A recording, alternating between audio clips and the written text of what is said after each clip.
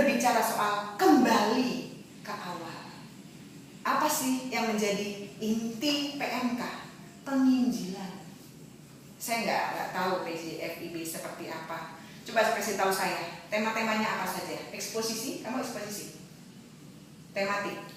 Sebelumnya? Tematik. Tema-tema apa saja yang diangkat? Pengalaman Yesus Kristus, terus kemudian cinta sama Tuhan Yesus.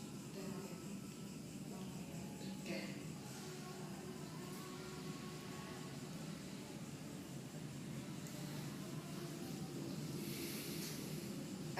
Kak Vivi pernah berkata kepada saya begini. Waktu itu kita di kepengurusan FKM ya. Kak, bagaimana supaya banyak orang, dan dia menjawab, tinggi dari Yesus maka orang akan tertarik kepadanya, bukan kepada kita. Itu aja. Berarti yang terutama itu Injil diberitakan dengan kuat.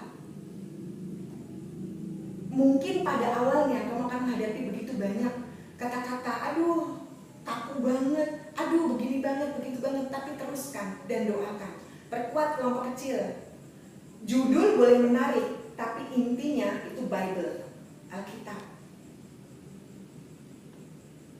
Supaya kita berdoa begitu, Allah merevival gitu ya, membangkitkan jemaat di POFIB ini kan anggaplah hampir pingsan ya, hampir pingsan. Begitu, jemaat itu terlihat dari hasil pelayan dan pengurusnya. Begitu, kalau dia kuat dan hidup, pelayannya pasti banyak. Itu udah logika. Logikanya seperti itu. Kalau 50 dipegang 3 sampai 5, 100 dipegang 6 sampai 7, 200 itu at least 10. Kenapa? Penggembalaannya bukan persoalan seksi ini, seksi itu, enggak. Penggembalaannya itu loh yang sulit. Karena itu besok Meta tolong pimpinlah dengan hikmat ya, jangan terlalu banyak program. Tapi kembali ke awal. Yang paling penting bagi kamu sekarang adalah bagaimana Injil diberitakan dengan kuat di FIB. Terus pesan saya lagi, taruhlah angkatan-angkatan sebelum ini hampir lost, hampir ya, saya nggak bilang lost, buktinya kamu masih ada. Berarti angkatan yang baru ini penerimaan mahasiswa barunya jangan main-main. Bukan persoalan tertariknya, bukan persoalan dikemasnya, tapi inti Injilnya disampaikan. Cari pembicara yang kuat sekali berbicara Injil.